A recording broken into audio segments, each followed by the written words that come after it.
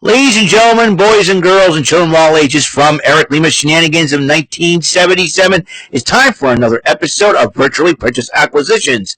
And here's the man that buys everything from Amazon, eBay, Etsy, or even Fanatics and Best Buy. A man who's a pretty good cyber shopper himself, Eric M. Lima. Thank you very much, Mr. Announcer, sir. Well, hello there, everyone. Welcome to yet another episode of Eric Lima Shenanigans 1977. Episode 2408 of the show, and this is episode 114 of Virtually Purchased Acquisitions. My package from Amazon just came in not too long ago, and I will reveal the contents in that package in just a few moments.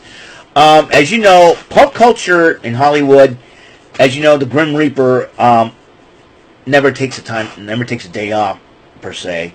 And as you know, found out yesterday that Malcolm Jamal Warner drowned at a beach in Costa Rica at the age of 54, and he is to be missed. He was well known for playing Theo Huxtable in The Cosby Show.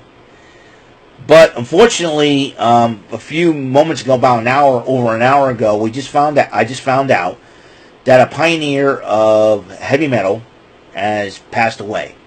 Now, I'm not a big heavy metal fan, but this man has been recognized as a music legend, and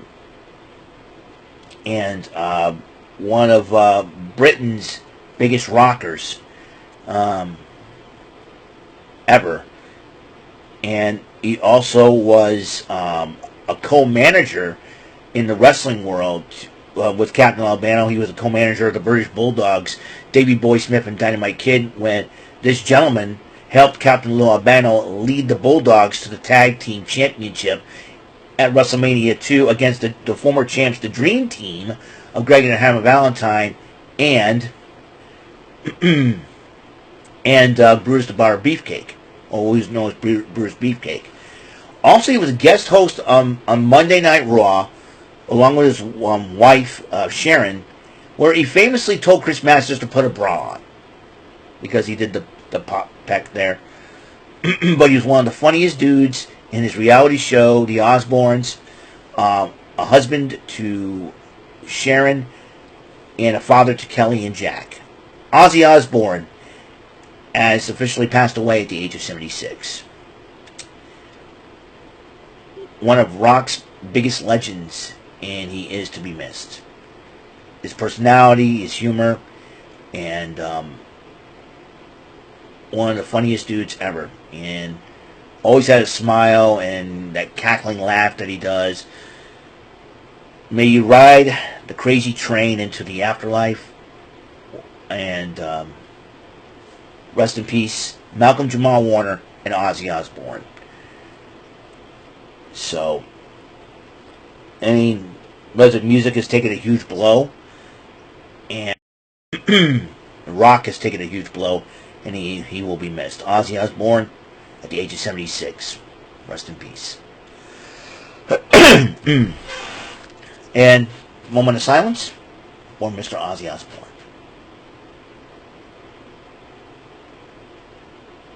Thank you.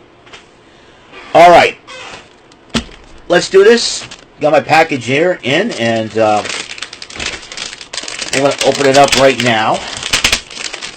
I always try to, even though I have I covered the label up with marker, but you never know. There's creepy people out there, and so we're going to yank it out like so. And put this included inside the package. I wonder what this is. Alright, now, it says stickers are included inside the package. Gonna need the scissors for this one. It's really sad that, like many people from many actors and singers from our childhood, or, people that we've grown up either listened to or watch, and end up passing away. And, Malcolm Jamal Warner, unfortunately, due to one man's actions, I think in this generation will never see how much of an impact the show, the Cosby Show, along with people like Malcolm Jamal Warner, had on the TV pop culture industry. And we all know why, for obvious reasons, why the Cosby Show has not been shown at all. I think people, because of the attitude of the cancel culture that we live in today, which is really, really sad that people want to cancel because somebody did something wrong. And, you know, I think everybody has forgotten that everybody has forgotten about separating the art from the artist. You know, and I mean, it's sad that people like Keisha Knight Pulliam, Lisa Bonet, Tempest Bledsoe, Felicia Rashad,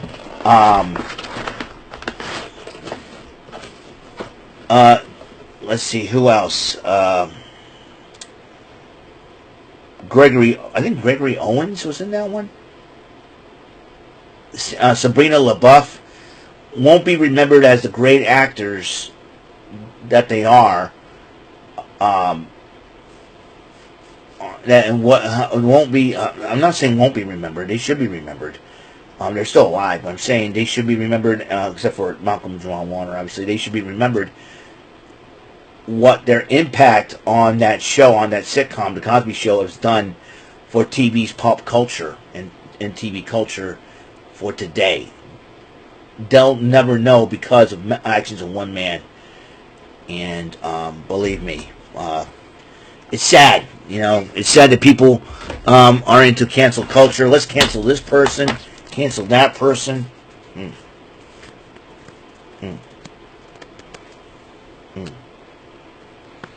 Alright.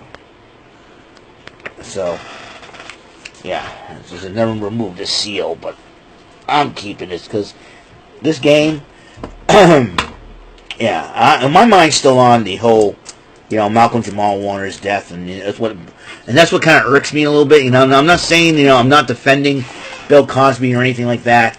It's that, you know, I just feel bad for the other castmates.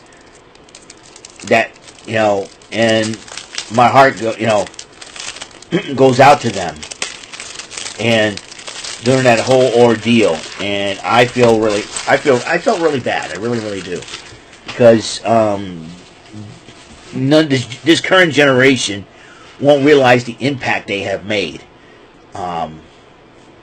because people believe in cancel culture. But that's why, you know, it just saddens me that people want to be that way. I mean, I can understand people want to keep themselves safe, and I get it, but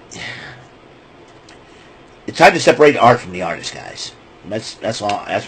That's been weighing heavy on my heart, you know, because I'm trying to respect everybody, every color, you know, and every preference, shall we say. And I'm trying to respect everybody and trying to be, set the example of being a friend, a person, just to be, you know, I'm not perfect. I'm no saint. I'm not, oh, get a halo on my head and I got wings. I'm an angel. Oh! You know, none of that crap. That's why, you know, I'm far from being a saint. I'm far from being perfect. I make mistakes. I say things, you know. And believe me, talk to my friends, you know, they know. But anyways, what are we here for? Oh, that's right. Every time a celebrity dies, it seems like, okay, where your mind at, you know? But rest in peace, Malcolm Jamal Warner and Ozzy Osbourne. You know, I will never forget the line of Ozzy Osbourne in his reality show. I love you all very much. I love you all on my heart. We're all bloody mad. When he said the other word, you know, but I'm trying to keep it clean. You know what I mean? So, anyways, what did I get? This is the IGS Classic Arcade Collection Korean Edition. Now, you would think that, yeah, it's English support as well. That means it's all, you know, I'm going to try it out. See, this is all the stickers that are inside for it. Classic Arcade Collection, it has all the beat-em-ups. You know, basically all the games were just a beat-em-up collection. Knights of Valor Plus, Knights of Valor 2, 9 Dragons, Oriental Legend Spooky, Martial Masters is the only, only fighting game. Demon Front, that's like a Korean version of Metal Slug. And then you got the Gladiators. So you got Um, 6 side-scrolling beat-em-ups, 1 fighting game, and 1 run-and-gun games. Now, I want to see this works, because our Nintendo Switch is, let's see, is, it does work. Yeah, so, now, if people want to know when Shenanigans Arcade is going to come back, yeah. Okay. Alright. And,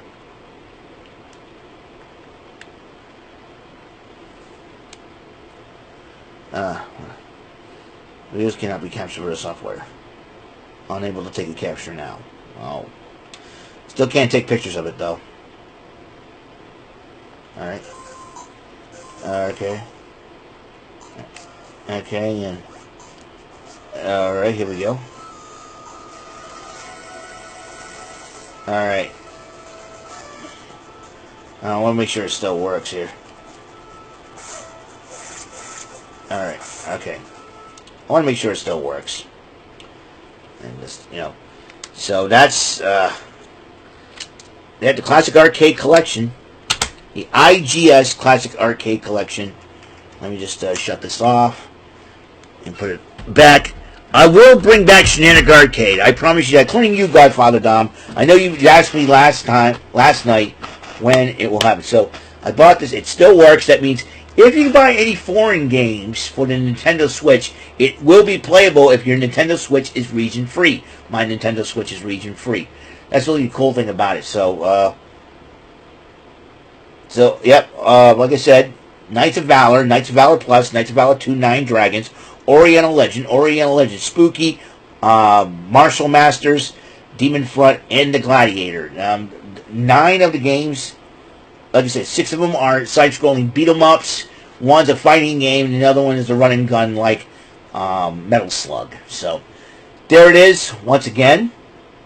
IGS Arcade Classic Collection. Can't believe it still works for the... still works, so I can put this away now. So, the cool thing... So, basically, the Nintendo Switch is acting like more like a Sega Saturn. Of course, you know, it doubles as a Sega Saturn, which is really, really cool. So, that is all the time that we have on this episode of the show. I'm really sorry I went a little bit... I tried to be very careful with the words, say what comes with the Cosby Show situation. And we all know what happened with Bill Cosby and everything else, but this before all this happened to him, he was one of the biggest comedians back in the day. In the 70s and 80s growing up, you know. Listen, my father loved Noah. You know, Bill Cosby's version of Noah, which is pretty funny. You know, and we all know he's been known to create Fat Albert and picture pages as well. And a lot of, you know, and a lot of people, I'm sure that I think the people who own those shows now probably is afraid to air them without people on the internet making snide remarks, you know. And but you know, also. But unfortunately, not airing the Cosby Show as well takes away from the other actors and actresses who have worked hard on that show to really make a name for themselves on the show. With Felicia Rashad, Sabrina LaBeouf, Lisa Bonet, Tempest Bledsoe, Keisha Knight Pulliam. Raven Simone was on that show as well. The late, great Malcolm Jamal Warner, that was another one. And I have to say, for, you know, all intents and purposes, those actors should be recognized for their impact on that show, you know. And what, you know, say what you want about Bill Cosby, you know, like I said, you know, the show itself made a huge impact on the culture of television and how everything should be perceived, you know what I mean? It was a great show in the 80s for its time. Also, Fat Albert and the Cosby Kids. That was a show, like I said, you know. Yeah, it worries me. Now, I'm not defending Bill Cosby, you know. Don't, you know, listen. What he did was wrong. He's paid the price for it. I'm sure, you know. I'm sure he'll be the next one to go. Because right now we lost Malcolm Jamal Warner. We lost Ozzy Osbourne. He, at his age, who knows? I'm not saying that, he's going to go next or something like that. I don't know. I really don't know. You don't know about anything about life unless you experience it. So, but, however, we will end it right here, okay? Before I go on, and I don't want to get in trouble or anything like that. But I want to thank everybody for tuning in to the show. The IJS Classic Arcade Collection, that was the thing I got from Amazon. It was really cool, too. It's a really cool game. Like I said, thank goodness Nintendo Switch is region-free, man. I got to give Nintendo a shout-out for that. I am not getting Nintendo Switch 2 anytime soon. If I did, I would get Mario Kart World. It looks like a fun game to play. But I'm happy with my Nintendo Switch 1 at the moment. And I'm very, very thankful and blessed for that. So, I will see you guys later. Tonight we have NXT, the fallout from Slammiversary. As you know, JC James, the new TNA Knockouts champion. And Trick Williams is still the reigning they're still the reigning TNA World Heavyweight Champion. And it's going to be Houston, Texas. We know the LFG coaches will be there. As you know, also Bubba Ray, a.k.a. Bully Ray, issued a challenge to the Hardys for one final match at Bound for Glory. That's in October. Now, we don't know that could give Devon Dudley a lot of time to get himself in shape for one more match, maybe. So, we'll see what happens. Well, it could be Spike Dudley could jump in and fill in. Who knows? Maybe he can still go. I don't know. So, we'll see what happens. We know Bubba Ray and Devon have a special connection with the Hardys. We'll see what happens. And I know a couple of things are going to be happening tonight on NXT. Tina Morella is going to make a visit to Houston to address the TNA Knockouts division, the champ and JC Jane, and Trick Williams being still the TNA World Heavyweight Champion. To me, Santana got robbed. I was hoping he would win in his hometown, in his home state of New York. I was kind of hoping. But also, Trick Williams has got bigger fish to fry, because after disrespecting the Undertaker's BFG team, the LFG team, LFG team of Shiloh Hill, Drake Moreau, Danny Ray, and Bailey Humphrey, it seems like he'll have to confront the Undertaker, which is going to be a lot of fun. Trick Williams, Trick Williams, good luck with that. Next time, don't disrespect the Dead Man's team. Now you're going to have to face the Dead Man himself. I don't think it's going to be a physical confrontation, but you better hope it's not a physical confrontation. I think the Undertaker's going to give you a nice talking to, and believe me, when he talks, you listen. Braun Breaker found out the hard way. Trust me. Think you're going to find out the hard way like Braun Breaker did. So we'll see what happens. Alright, I'll see you guys later. You guys have a wonderful, blessed day. Until next episode comes rolling around, Mr. Announcer, take us home, will you? That is all for today's episode of the show. This is Mr. Announcer speaking for Eric Lima Shenanigans of 1977.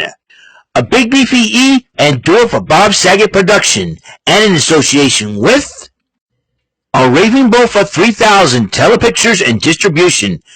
Thank you for watching another episode of Eric Lima Shenanigans of 1977. See you later on the next episode of the show. Goodbye for now.